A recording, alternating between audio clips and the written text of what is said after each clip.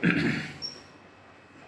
दोस्तों, हम 10वीं CBSE के हिंदी विषय का पूरक पाठ्यपुस्तक संजय 2 का पहला पाठ पढ़ रहे हैं। तो हमने पहले जो लेक्चर थे उसमें देखा, पहले वाले लेक्चर में हमने क्या देखा कि हरिहर काका को कई गुंडे उठाकर लेके जाते हैं और हरिहर काका के भाइयों को शक होता है कि वो शायद जो ठाकुर बारी है वहीं उनको उठा के लेके गए हैं। तो वो लोगों के साथ ठाकुर बारी रात को पहुंचते हैं, लेकिन वहाँ पे जाके देखते हैं तो क्या कि पूरा सन्नाटा है और वो सोचते हैं कि शायद उनको किसी डाकू ने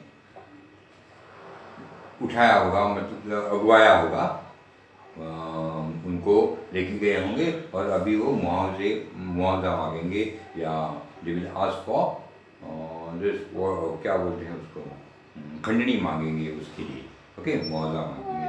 तो इसी में अचानक से उन्हें कुछ आवाज़ सुनने आती है, कुछ चर्चा होने, कुछ बात धीरे आवाज़ में कोई बात कर रहा है, ऐसे उन्हें सुनने को आता है ठाकुर बारी से। तो अचानक वो वापस सब लोग इकट्ठा होके ठाकुर बारी का जो गेट है वहाँ से चिल्लाने लगते हैं, आवाज़ देने लगते हैं।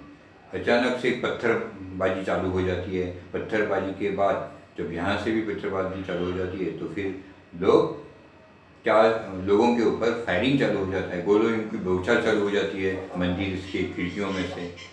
तो जब गोलियों की बौछार चालू हो जाती है तो सारे एक आदमी, एक नौजवान घायल हो जाता है। एक नौजवान घायल होने की वजह से सब लोग भाग जाते हैं अपने अपने घर पे। तीन भाई सिर्फ बच जाते हैं। वो तीनों भाई देखते कि अभी वो तीन अकेले हैं, अभी उनका मुकाबला नहीं कर पाएंगे गुंडों का ठाकुरबाड़ी में। इसके लिए वो भाग भाग के कहाँ जाते हैं, पुलिस को बुलाने कस्बे के पुलिस थाने दौड़ पड़ते हैं। अब आगे इधर ठाकुरबाड़ी के भीतर महंत और उनके कुछ चंद विश्वासी साधु सादे और लिखे कागजों पर अनपढ़ हरि काका के अंगूठे के निशान जबरन ले रहे थे। जबरन यानी जबरदस्ती से। हरिहर काका तो महंत के इस व्यवहार से जैसे आसमान से जमीन में आ गए थे। उन्होंने अपने सपने में भी नहीं सोचा था कि महंत जी जो इस रूप में भी आ जाएंगे। जिस महंत को वह आदरणीय एवं श्रद्धेय समझते थे, वह महंत अब उन्हें घृणित, दुराचारी और पापी नजर आने लगा था। अब वह उस महंत की सूरत भी देखना नहीं चाहते थे। अब अपने भाइयों का परिवार महंत की तुलना में उन्हें ज़्यादा पवित्र, नेक और अच्छा लगने लगा था। हरिहर काका ठाकुरबाड़ी से अपने घर पहुंचने के लिए बेचैन थे, लेकिन लोग उन्हें पकड़े हुए थे और महंत जी उन्हें समझा रहे थे, तुम्हारे भले के लिए यह सब किया गया है हरिहर। अभी तुम्हें लगेगा कि हम लोगों ने तुम्हारे साथ जोर जबरदस्ती की, लेकिन बाद में तुम समझ जाओगे कि जिस धर्म संकट में तुम पड़े थे उससे उबारने के लिए यही एकमात्र रास्ता था। इधर अंदर ठाकुरबाड़ी के अंदर क्या हो रहा था, महंत, पुजारी और उनके साथी क्या कर रहे थे, हरिहर काका के अंगूठे लिखे हुए कागज या खाली कागज के ऊपर ले रहे थे, जबरन ले रहे थे, जबरदस्ती से ले रहे थे। हरिहर काका तो अनपढ़ थे, उन्हें तो कुछ पढ़ने लिखने नहीं आता उनका, इसके लिए वो उनका जबरन उनके अंगूठे के निशान ले रहे थे। हरिहर काका सोचने लगे, जिनको उन्होंने, जिस साधु महंत को जिन्होंने बहुत श्रद्धेय थे उनके लिए, वो उनको मानते थे, वो अभी उन्हें उनका असली चेहरा नजर आने लगा। कितना नीच आदमी ये महंत है, ये उन्हें अभी पता चल गया। तो अब वो उसकी सूरत भी देखना नहीं चाहते थे। अब उन्हें अपने भाइयों का परिवार महंत से तुलना करते हुए बहुत अच्छा लगने लगा कि वो भी तरसने लगे कि कब मैं इनसे छूट जाऊं और अपने भाइयों के साथ, अपने परिवार के साथ वापस पहुंच जाऊं। लेकिन यहाँ पर लोगों ने और महंत जी ने उन्हें पकड़ा के रखा था, जबरन पकड़ाया था और वो उनके अंगूठे ले रहे थे। महंत जी उन्हें कह रहे थे कि तुम्हें लग रहा है कि हम अभी आपके ऊपर ज़बरदस्ती कर रहे हैं हरिहर काका, लेकिन ये ज़बरदस्ती नहीं है, हम जो भी कुछ कर रहे हैं आपके भलाई के लिए कर रहे हैं। उसका अभी तुम्हें पता नहीं, अभी कई सालों के बाद आपको पता चलेगा जो भी कुछ हमने किया वो सही था तुम्हारे लिए, क्योंकि अभी तुम जो धर्म संकट में हो उसमें यही एक सही रास्ता है। ओके। एक और ठाकुरबाड़ी के भीतर जबरन अंगूठे का निशान लेने और पकड़कर समझाने का कार्य चल रहा था, तो दूसरी ओर हरिहर काका के तीनों भाई सुबह होने से पहले ही पुलिस की जीप के साथ ठाकुरबाड़ी आ पहुंचे। जीप से तीनों भाई, एक दरोगा और पुलिस के 8 जवान उतरे। पुलिस इंचार्ज ने ठाकुरबाड़ी के फाटक पर आवाज़ लगाई, दस्तक दी, लेकिन अंदर से कोई जवाब नहीं। अब पुलिस के जवानों ने ठाकुरबाड़ी के चारों तरफ घेरा डालना शुरू किया। ठाकुरबाड़ी अगर छोटी रहती तो पुलिस के जवान आसानी से उसे घेर लेती, लेकिन विशालकाय ठाकुरबाड़ी को पुलिस के सीमित जवान घेर सकने में असमर्थ साबित हो रहे थे। फिर भी जितना संभव हो सका उस रूप में उन्होंने घेरा डाल दिया और अपना मोर्चा संभाला, सुबह की प्रतीक्षा करने लगे। इधर ठाकुरबाड़ी के अंदर हरिहर काका के अंगूठे के निशान जबरन लिए जा रहे थे। उसी वक्त हरिहर काका के तीनों भाई भागते भागते रात में कहाँ पहुँच गए? पुलिस थाने पहुँच गए। और पुलिस थाने पहुँचकर उन्होंने पुलिस की सहायता मांगी और वो पुलिस की जीप लेके रातों रात ठाकुरबाड़ी आ पहुँचे। उनके तीनों भाइयों के साथ एक दरोगा, पुलिस के दरोगा थे और 8 जवान थे पुलिस से। तो ये सब पुलिस की गाड़ी में से ठाकुरबाड़ी के दरवाजे पे, गेट पे उतर गए। पहले पुलिस के जो अफसर उतरे, दरोगा जी उतरे, उन्होंने आवाज़ दी, ठाकुरबाड़ी में दस्तक दी, लेकिन कोई कुछ जवाब अंदर से नहीं आया। फिर पुलिस के जवानों ने ठाकुरबाड़ी को घेरना चालू कर दिया, लेकिन ठाकुरबाड़ी इतनी बड़ी थी कि अच्छी तरह से वो घेरा नहीं डाल पा रहे थे, क्योंकि वो बहुत बड़ी जगह थी। फिर भी जितना हो सके उतना उन्होंने ठाकुरबाड़ी को घेर लिया। ओके।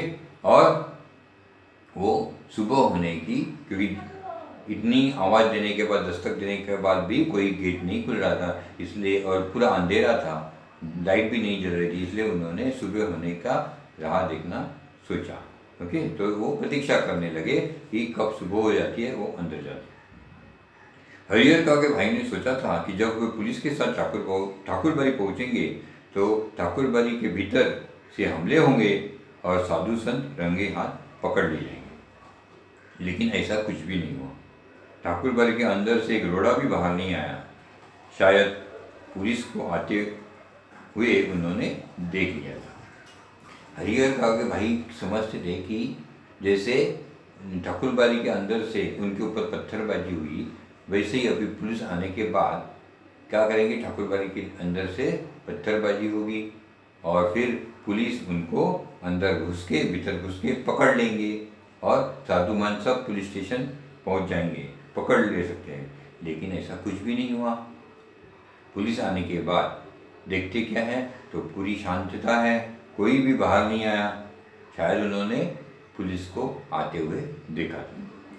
सुबह होने में अभी कुछ देर थी, इसलिए पुलिस इंचार्ज रहकर ठाकुरबाड़ी का फाटक खोलने तथा साधु संतों को आत्मसमर्पण करने के लिए आवाज़ लगा रहे थे। साथ ही पुलिस वर्ग की ओर से हवाई फायर भी किए जा रहे थे, लेकिन ठाकुरबाड़ी की ओर से कोई जवाब नहीं आ रहा था।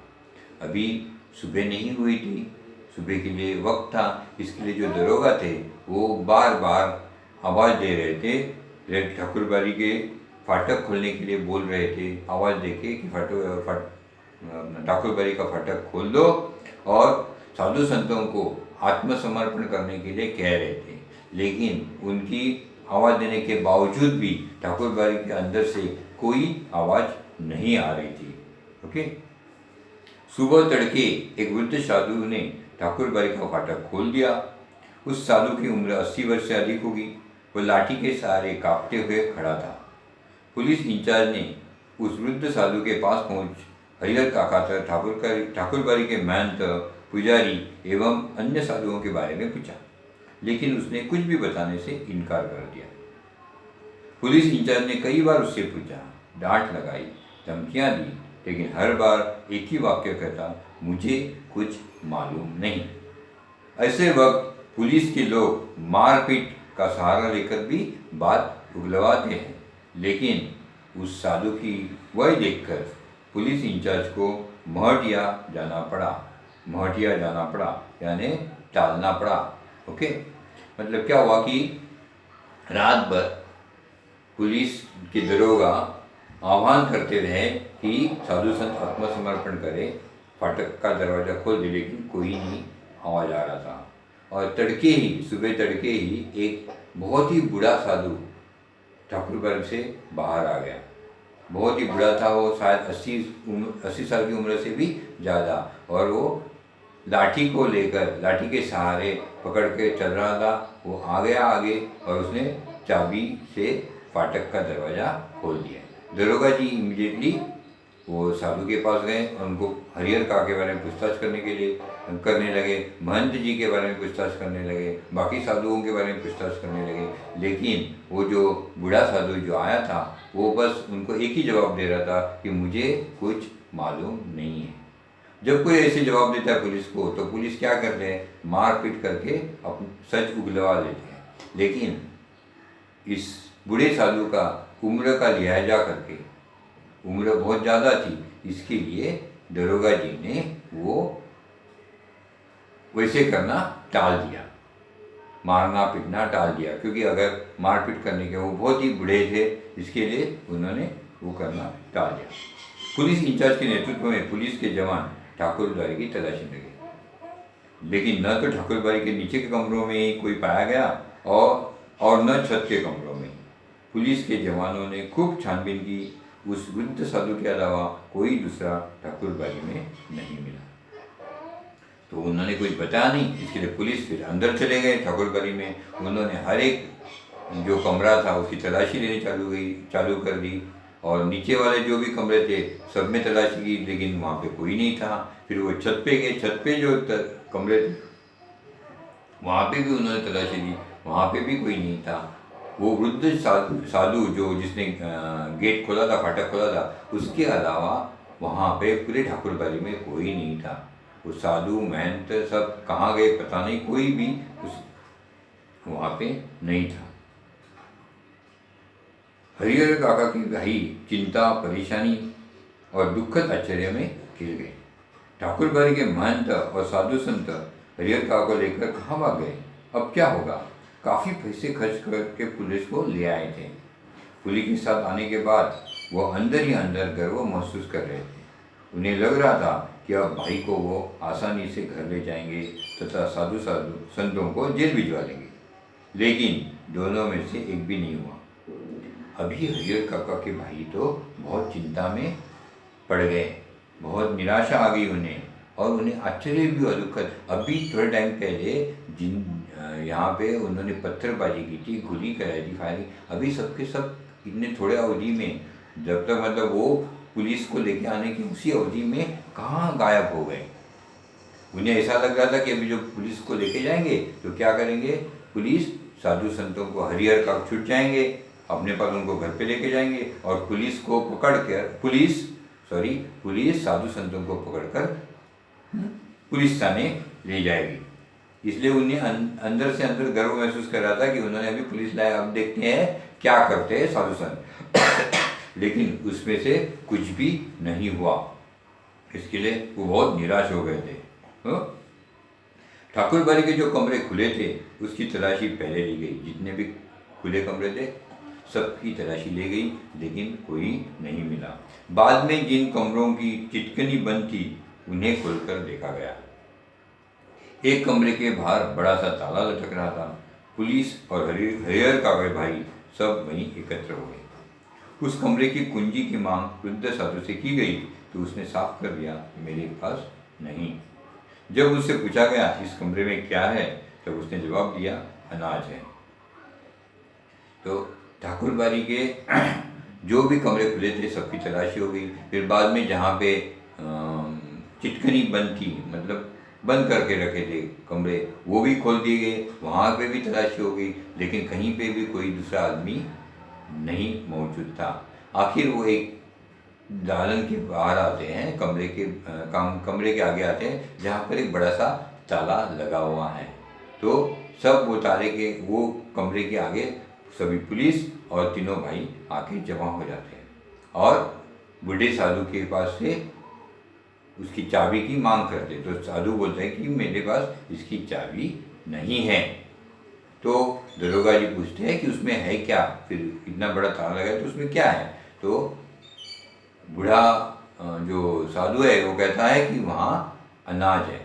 ओके, तो पुलिस इंचार्ज अभी यही सोच ही रहे थे कि इस कमरे का ताला तोड़कर देखा जाए या छोड़ दिया जाए कि अचानक उस कमरे के दरवाजे के भीतर से किसी ने धक्का देना शुरू किया। पुलिस के जवान सावधान हो गए। ताला तोड़कर कमरे का दरवाजा खोला गया। कमरे के भीतर हरिहर काका जिस स्थिति में मिले उसे देखकर उनके भाइयों का खून खौल उठा। उस वक्त अगर महंत, पुजारी या अन्य नौजवान साधु उन्हें नजर आ जाते तो वे जीते जी उन्हें नहीं छोड़ते।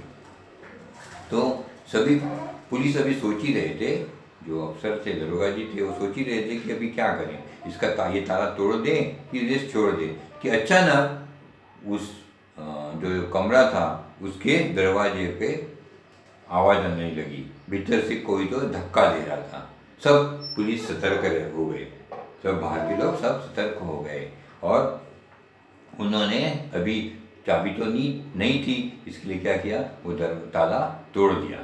और जैसे ही ताला तोड़ा और अंदर जब उन्हें देखा, सब देखते ही रह गए। बहुत ही करुणामय दृश्य उन्हें देखने मिल गया। इतना करुणामय था, इतना वो दृश्य ऐसा था कि अगर जब ये तीनों भाइयों ने, हरिहर काका ने वो दृश्य देखा तो अगर वहाँ पे अगर कोई साधु संत महंत कोई मौजूद होता तो वो इतनी मार खाता कि सीधा ऊपर चला जाता, यानी परलोक से जाता, इतनी मार खाता। इतना भयानक दृश्य उनको उस कमरे में देखने मिला। क्या देखने मिला उन्हें, देखिएगा। हरिहर काका के हाथ और पांव बांध दिए गए थे, उनके मुंह में कपड़ा ठूस कर बांध दिया गया था। हरिहर काका जमीन पर लुढ़कते हुए दरवाजे तक आए थे और पैर से दरवाजे पर धक्का लगाया था। तो क्या देखते हैं कि हरिहर काका के हाथ और पांव बांध दिए गए थे। क्या देखा उन्होंने, भाइयों ने, कि हरिहर काका के दोनों हाथ पांव बांध दिए गए हैं। फिर उनके मुंह में कपड़ा ठूस दिया गया है ताकि वो चिल्ला ना सके। ओके, और हरिहर काका लुढ़कते हुए आए थे दरवाजे के पास और अपने पैरों से धक्का मार रहे थे। काका को बंधन मुक्त किया गया, मुंह से कपड़े निकाले गए। हरिहर काका ने ठाकुरबाड़ी के महंत, पुजारी और साधुओं की काली करतूतों का पर्दाफाश करना शुरू कर दिया कि वह साधु नहीं, डाकू, हत्यारे और कसाई है। कि उन्हें इस रूप में कमरे में बंद कर गुप्त दरवाजे से भाग गए। कि उन्होंने कई सादे और लिखे हुए कागजों पर जबरन उनके अंगूठे के निशान लिए आदि हरिहर काका पुलिस को कहने लगे। काका को बंधन मुक्त किया गया, उनके मुंह से कपड़ा निकाल गया। जैसे ही काका को बंधन मुक्त किया, उनके मुंह में ठुसा हुआ कपड़ा निकल गया। हरिहर काका जो है उन्होंने सारी साधुओं की काली करतूतें, कैसे उनको पकड़ा दिया गया था, जबरन उनसे कैसे अंगूठा का निशान लगाया गया लिखे हुए कागजों के ऊपर, सादे कागजों के ऊपर, कैसी जबरदस्ती की, सब उन्होंने पुलिस को कहना चालू कर दिया। और उन्हें ये भी बताया कि उन्हें इस रूप में बांधकर सब साधु लोग भाग गए हैं, गुप्त दरवाजे से भाग गए। हरिहर काका ने देर तक अपने बयान दर्ज कराए। उनके शब्द से साधुओं के प्रति नफरत और घृणा व्यक्त हो रही थी। जीवन में कभी किसी के खिलाफ उन्होंने इतना नहीं कहा होगा जितना ठाकुरबाड़ी के महंत, पुजारी और साधुओं के बारे में कहा। हरिहर काका का बयान बहुत देर तक चल रहा था। उनका बयान पुलिस रिकॉर्ड कर रहे थे। उनके शब्द शब्द में साधुओं के प्रति घृणा, नफरत व्यक्त हो रही थी। जीवन में कभी भी उन्होंने किसी के खिलाफ इतना कुछ कहा नहीं होगा, इतना उन्होंने वो साधु महंत संतों के बारे में पुलिस को कह दिया। अब हरिहर काका पुन्ना भाइयों के परिवार के साथ रहने लगे थे। इस बार उन्हें दालान पर नहीं, घर के अंदर रखा गया था, किसी बहुमूल्य वस्तु की तरह संजोकर, छिपाकर। उनकी सुरक्षा के लिए रिश्ते नाते में जितने सुरमा थे सबको बुला लिया गया था। हथियार जुटा लिए गए थे। 24 घंटे पहारे लिए जाने लगे थे। अगर किसी आवश्यक कार्यवश काका के घर से निकलते तो 4-5 की संख्या में हथियारों से लैस लोग उनके आगे पीछे चलते रहते। रात में चारों तरफ से घेर कर सोते। भाइयों ने ड्यूटी बांट ली थी। आधे लोग सोते तो आधे लोग जागकर पहारा देते रहते। अब क्या हुआ, हरिहर काका को लेकर वापस भाई अपने घर लेके गए और हरिहर काका अपने परिवार के साथ रहने लगे। अब उन्हें अलग से दालान में बाहर नहीं रखा गया। अभी उन्हें हवेली के अंदर एक सेफ्टी में, वैसे संजो कर, यानी पूरी सुरक्षा के साथ उनका ख्याल रखने के लिए, देखभाल के लिए उनकी पूरी ख्याल रखते हुए उन्हें हवेली के अंदर एक कमरे में रखा गया। उनके भाइयों ने उनके रिश्ते नाते में जो भी सुरमा यानी जो पहलवान लोग थे, उन सबको यहाँ पे उनकी सुरक्षा के लिए बुला लिया। और अगर काका अगर कहीं बाहर निकलते फिर शस्त्र का भी प्रबंध किया गया। ओके, हथियार जुटाए गए। जब भी कुछ काम के वास्ते हरिहर काका को अगर बाहर पड़ना है, घर के बाहर जाना है, तो उनके आगे पीछे 4-5 ये सुरमा खड़े रहते। नौजवान युवक उनके 4-5 आजू में घेर कर रहते थे। रात को सोते वक्त उनको घेर कर सोते थे। मतलब पूरी उनकी सिक्योरिटी की, सब उनको एकदम जेड टाइप सिक्योरिटी दी गई थी। आजू बाजू में सब उनको सुरक्षा रखने के लिए सब लोग हथियार से लैस खड़े थे। और भाइयों ने भी अपनी ड्यूटी लगा दी थी, कौन जागेगा कौन सोएगा। आधे लोग रात को सोते थे, आधे लोग जगकर पहारा करते थे। फिर आधे लोग दिन में सोते थे और आधे लोग जगकर पहारा करते थे। ऐसा इतनी कड़ी सुरक्षा हरिहर काका को दी गई थी, क्योंकि उनके भाइयों को डर था कि वापस ये साधु संत हमला करके उनको उठा के लेके जाएंगे। इधर ठाकुरबाड़ी का दृश्य भी बदल गया था। एक से एक खुकार लोग ठाकुरबाड़ी में आ गए थे। उन्हें देखकर ही डर लगा था। गांव के बच्चों ने तो ठाकुरबाड़ी की ओर जाना ही बंद कर दिया। हरिहर काका को लेकर गांव प्रारंभ से ही 2 वर्गों में बंट गया था। इस नई घटना को लेकर दोनों तरफ से प्रतिक्रियाएं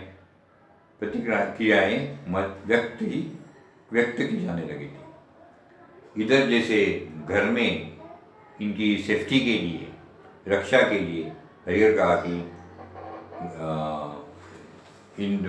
ये किया था, प्रबंध किया, वैसे ही वहाँ पे ठाकुरबाड़ी में भी परिवर्तन हो गया था। क्या परिवर्तन था कि अभी ठाकुरबाड़ी में एक से बढ़कर एक गुंडा को बुलाया गया था। गुंडे लोग आ गए थे ठाकुरबाड़ी में। उनको देखकर ही किसी सामान्य आदमी को डर लगे। ऐसे खुकार गुंड जो है वो ठाकुरबाड़ी में आके रहने लगे। अभी छोटे बच्चों ने ठाकुरबाड़ी, डर के मारे छोटे बच्चों ने ठाकुरबाड़ी आना बंद ही कर दिया था। ओके, कोई बच्चे अभी ठाकुरबाड़ी नहीं आते थे। हरिहर काका को लेकर पहले से ही तो वो जो गांव था उनका, वो 2 हिस्सों में बट गया था। अब ये सब नई चीज होने की वजह से, ये सब कुछ होने की वजह से अभी दोनों हिस्से के लोग, जो ठाकुरबाड़ी के साथ थे, जो कोई हरिहर काका के साथ थे, अपनी अपनी प्रतिक्रियाएं देने लगे, अपने अपने विचार प्रकट करने लगे। और अब हरिहर काका एक सीधे साधे और भोले किसान की अपेक्षा चतुर और ज्ञानी हो चले थे। वह महसूस करने लगे थे कि उनके भाई अचानक उनका जो आदर सम्मान और सुरक्षा प्रदान करने लगे, उसका वजह उन लोगों के साथ उनका सगे भाई का संबंध नहीं बल्कि उनकी जायदाद है, अन्यथा वे उनको पूछते तक नहीं। इसी गांव में जायदादहीन भाई को कौन पूछता है? हरिहर काका को अब सब नजर आने लगा था। महन की चिकनी चुपड़ी बातों के भीतर की सच्चाई भी अब वो जान गए थे। ठाकुर जी के नाम पर वो अपना और अपने जैसे साधुओं का पेट पालता है।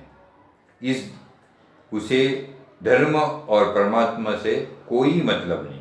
निजी स्वार्थ के लिए साधु होने और पूजा पाठ करने का ढोंग रचाया है। साधु के बातें में महान पुजारी और अन्य सहयोगी लोभी, लालची और कुकर्मी हैं।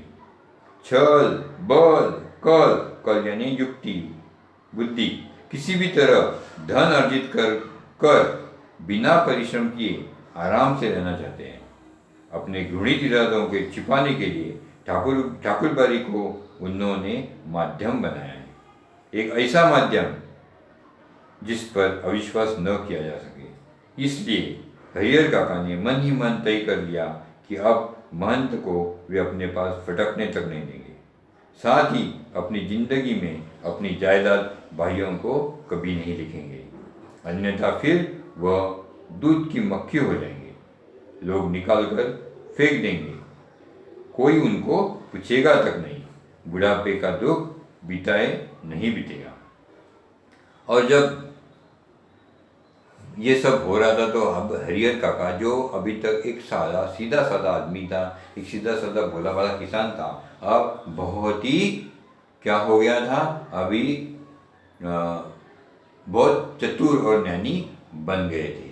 उन्हें अभी समझ में आ रहा था कि अभी जो उनकी देखभाल उनके भाई कर रहे हैं, वो इसलिए नहीं करे कि वे उनके सगे भाई हैं, वो इसलिए कर रहे हैं कि उनके नाम पे 15 बीघा जमीन है और वो जायदाद उन्हें चाहिए। इसके लिए ये सब हो रहा है। अब दूसरी जगह उन्हें ये भी मालूम पड़ गया कि महंत जो चिकनी चुपड़ी बातें करता था, अच्छी अच्छी बातें करता था, खुश करने का जो प्रयास कर रहा था, वो इसलिए कर रहा था क्योंकि उसे भी वो जमीन में ज़्यादा इंटरेस्ट था। ओके, उसका काम यही था कि जमीन हड़प के अपने नाम कर देना। उनकी काली करतूतों के बारे में अभी हरिहर काका को पता चल गया था। वो जो भी कुछ कर रहे थे वो खुद के स्वार्थ, निजी स्वार्थ, मतलब खुद के स्वार्थ के लिए कर रहे थे। ये सब पूजा पाठ करना, ये सब ढोंग है। इस पूजा पाठ के पीछे काली करतूतें करना, यही सबसे ज़्यादा पैसा कमाना और ज़्यादा से ज़्यादा पैसा कमाना, यही उनका मकसद रहा है। तो वो मकसद पूरा करने के लिए वो साम दाम दंड भेद कुछ भी करने के लिए तैयार है। ओके, उन्होंने अपनी घिनौनी हरकतों के लिए करने के लिए ठाकुरबाड़ी को एक माध्यम बनाया, क्योंकि ठाकुरबाड़ी मतलब मंदिर है और किसी के नज़र में ऐसी घिनौनी चीज़ें होती है, ऐसे समझ में नहीं आएगा, लोगों को ऐसे कुछ लगेगा नहीं, इसलिए वो ठाकुरबाड़ी को सिर्फ एक माध्यम की तौर से यूज़ कर रहे हैं। ओके, तभी उन्होंने एक तय कर लिया कि किसी भी हालत में अभी इसके आगे वो महंत को अपने घर पे कभी नहीं बुलाएंगे, ना महंत को मिलने जाएंगे, बिल्कुल उससे कोई संबंध नहीं रखेंगे।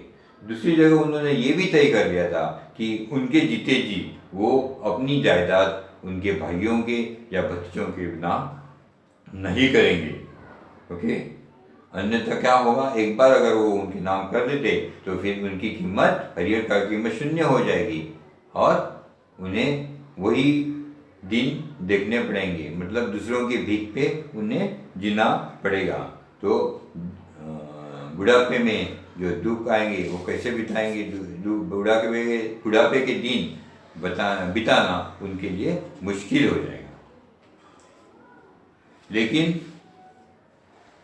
हरिहर काका सोच कुछ और रहे थे और वातावरण कुछ दूसरा ही तैयार हो रहा था। ठाकुरबाड़ी से जिस दिन उन्हें वापस लाया गया था, उसी दिन से उनके भाई और रिश्ते नाते के लोग समझाने लगे थे कि विधिवत अपनी जायदाद अपने भतीजों के नाम लिख दो। वह जब तक ऐसा नहीं करेंगे तब तक महंत की गिद्ध दृष्टि उनके ऊपर लगी रहेगी। सिर पर मंडरा रहे तूफान से मुक्ति पाने के लिए उनके समक्ष अब यही एकमात्र रास्ता है।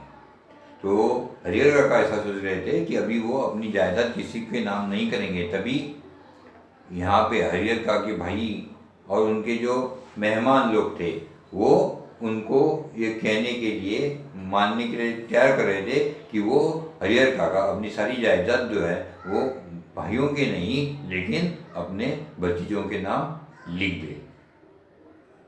ताकि क्या होगा, एक बार उन्होंने भतीजों के नाम लिख दिया तो संत महंत इनकी कुछ नहीं चलेगी। मतलब वो एक बार नाम पे लिख दिया तो अभी वो आके उठा नहीं सकते, तो वो अभी कुछ नहीं कर सकते, कर पाएंगे।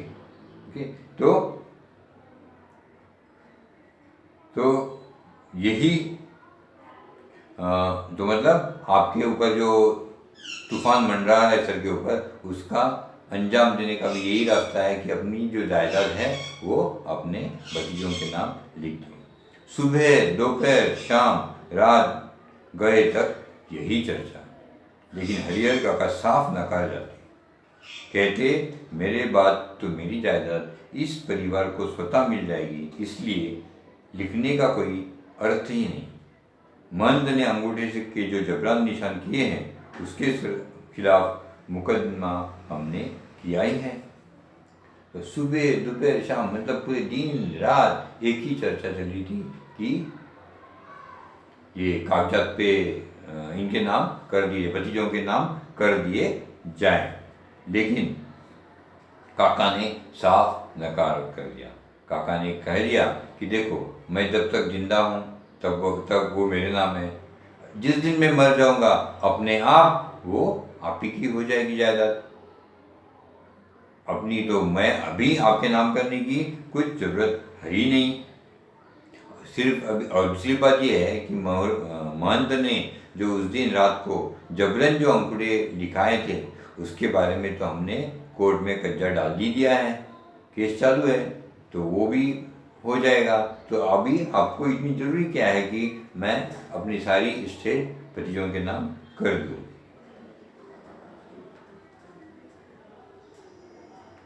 भाई जब समझाते हार गए तब उन्होंने डांटना और दबाव देना शुरू किया, लेकिन काका इस रास्ते में भी राजी नहीं हुए। स्पष्ट कह दिया कि अपनी जिंदगी में वह नहीं लिखेंगे। बस एक रात उनके भाइयों ने वही रूप धारण किया जो रूप महंत और उनके सहयोगियों ने धारण किया था। हरिहर काका को अपनी आंखों पर विश्वास ही नहीं हुआ।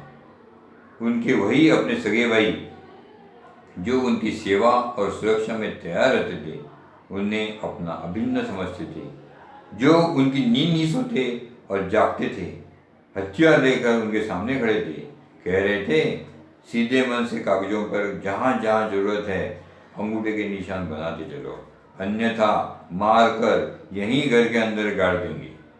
गांव के लोगों को कोई सूचना तक नहीं मिल पाएगी। तो भाई पहले समझाते थे हरिहर काका को कि ऐसे करेगी तो अच्छा रहेगा, तुम्हें साधु संतों से फिक्र नहीं रहेगी।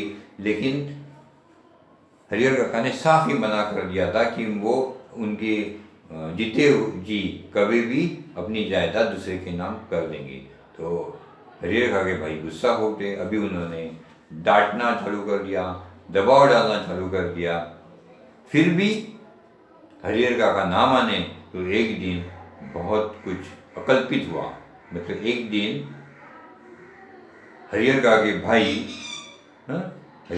भाई हथियार लेके उनके सामने एक रात खड़े हो गए और उन्होंने हरिहर काका को कह दिया कि सीधे सीधे अगर आप कागज पर दस्तखत नहीं करोगे तो हम जबरन आपके दस्तखत करवा लेंगे और आपको मार कर हम इसी हवेली में आपको गाड़ देंगे। गांव के किसी भी आदमी को पता भी नहीं चल पाएगा। अगर पहली वाली बात होती तो हरिहर काका डर जाते। अज्ञान की स्थिति में ही मनुष्य मृत्यु से डरता है। ज्ञान होने के बाद तो आदमी आवश्यकता पड़ने पर मृत्यु को वरण करने के लिए तैयार हो जाता है। हरिहर काका ने सोच लिया कि ये सब एक ही बार उन्हें मार दें, वह ठीक होगा, लेकिन अपनी जमीन लिखकर रमेशर की विधवा की तरह शेष जिंदगी वे घुट घुट कर मरे, यह ठीक नहीं होगा। रमेशर की विधवा को बहला फुसला कर उसके हिस्से की जमीन रमेशर के भाइयों ने लिखवा ली। शुरू में तो उसका खूब आदर मान किया, लेकिन बुढ़ापे में उसे दोनों जून खाना देते उन्हें अखरने लगा। अंत में तो उनकी यह दुर्गति हुई कि गांव के लोग देखकर सिहर जाते। हरिहर काका को लगता है कि अगर रमेशर की विधवा ने अपनी जमीन नहीं लिखी होती तो अंत समय तक लोग उसके पांव पकड़ते होते।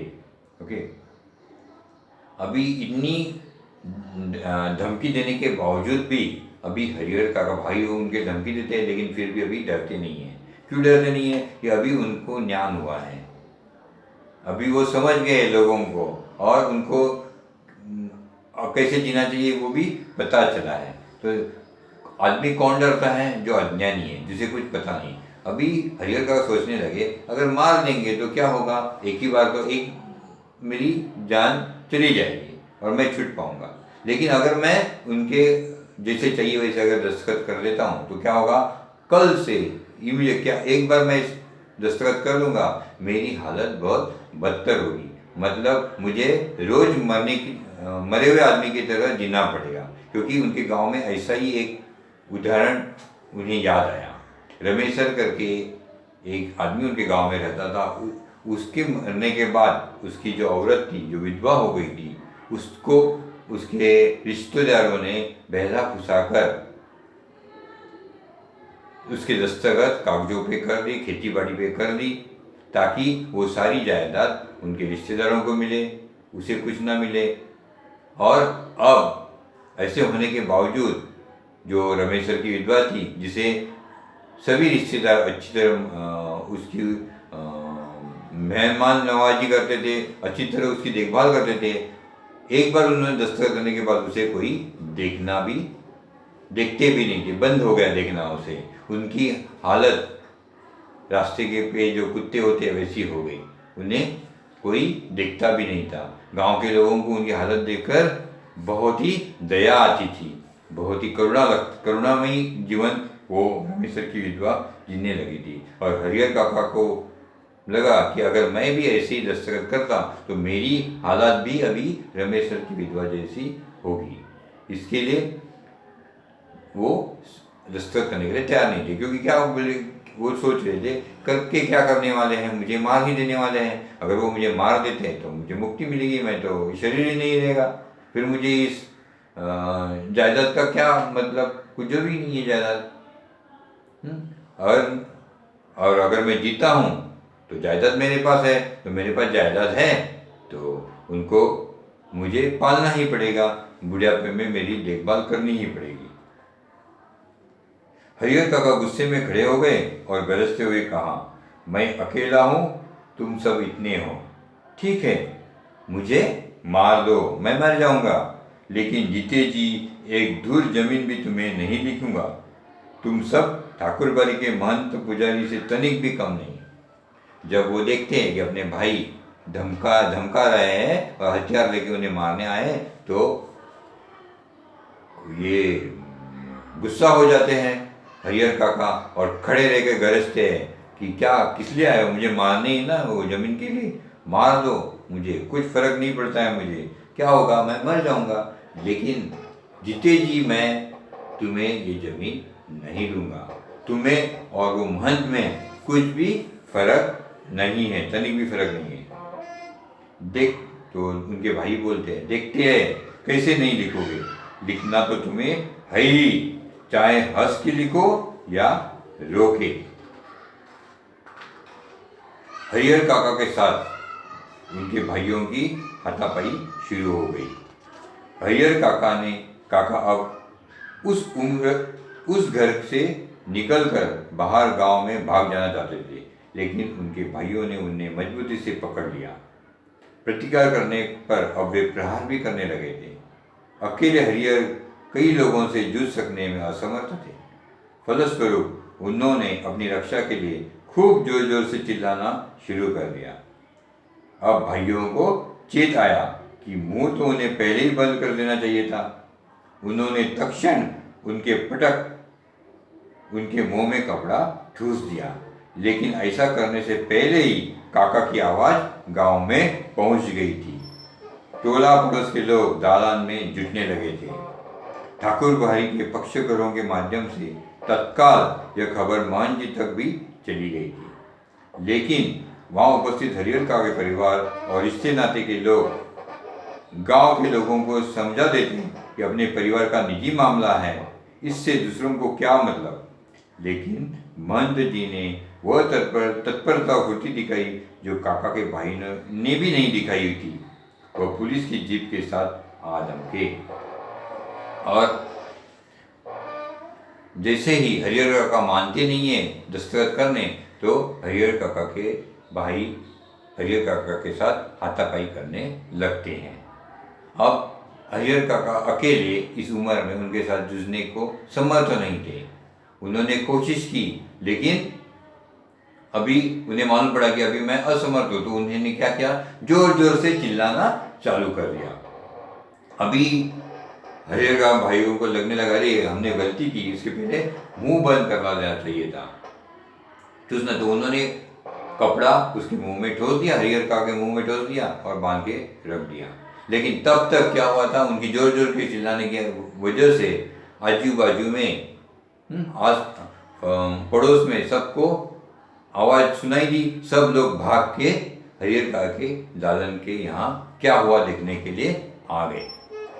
और उसी में जो आपको तो पता ही है कि गांव दो गुटों में, ये दो गुट हुए थे गांव में, एक हरिहर काका और ठाकुरबाड़ी का।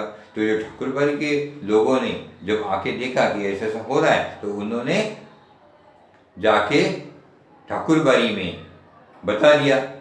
ठाकुरबाड़ी में जैसे ही बताया, महंत ने क्या किया, महंत ने इमीडिएटली पुलिस को बताया और पुलिस को बुला लिया। यहाँ पे हरिहर का के भाइयों ने आजू बाजू के पड़ोस के लोगों को तो समझा दिया कि कुछ नहीं, वो हमारे घर का मामला, आपको दखल देने की जरूरत नहीं है। लेकिन ठाकुरबाड़ी के महंत ने बहुत फुर्ती दिखाई। उन्होंने इतनी फुर्ती दिखाई जो उनके भाइयों ने भी नहीं दिखाई। इतने जल्दी वो उन्होंने पुलिस को इत्तला कर दिया कि हरिहर काका के ऊपर बहुत जबरदस्ती हो रही है, कि पुलिस कुछ पल्ली में उनके दालन के यहाँ आ गए। पुलिस आने के बाद निजी मामले का सवाल खत्म हो गया। जैसे पुलिस आई तो निजी मामले का सवाल खत्म हो गया। घर तलाशी शुरू हुई। फिर हरिहर काका को उससे भी बदतर हालत में बरामद किया गया, जिस हालत में ठाकुरबाड़ी ने से उन्हें बरामद किया था। पुलिस आते ही ये घर का मामला वगैरह बोल नहीं पाते हैं। अभी तो पुलिस ने तलाशी चालू कर दी और पुलिस ने तलाशी करते करते हरिहर काका के कमरे में पहुंच गए। और वहाँ पे तो हरिहर काका की ऐसी हालत कर दी उनके भाइयों ने, जो इतनी हालत ठाकुरबाड़ी में भी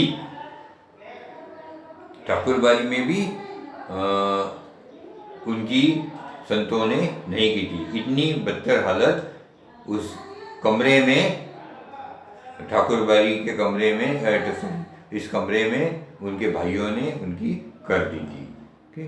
तो with this will stop here. Next आगे जो भी है हम अगले लेक्चर में पढ़ेंगे।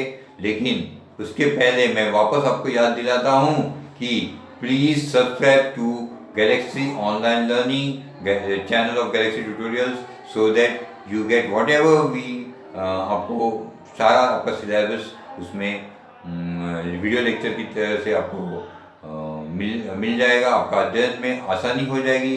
Second thing, after subscribing don't forget to press the bell icon, because जैसे ही आप बेल आइकॉन प्रेस करोगे, इमीडिएटली जैसे नए वीडियोस हम अपलोड करते जाएंगे, उसकी नोटिफिकेशन आपको मिल जाएगी और आपकी पढ़ाई बहुत आसान हो जाएगी। धन्यवाद।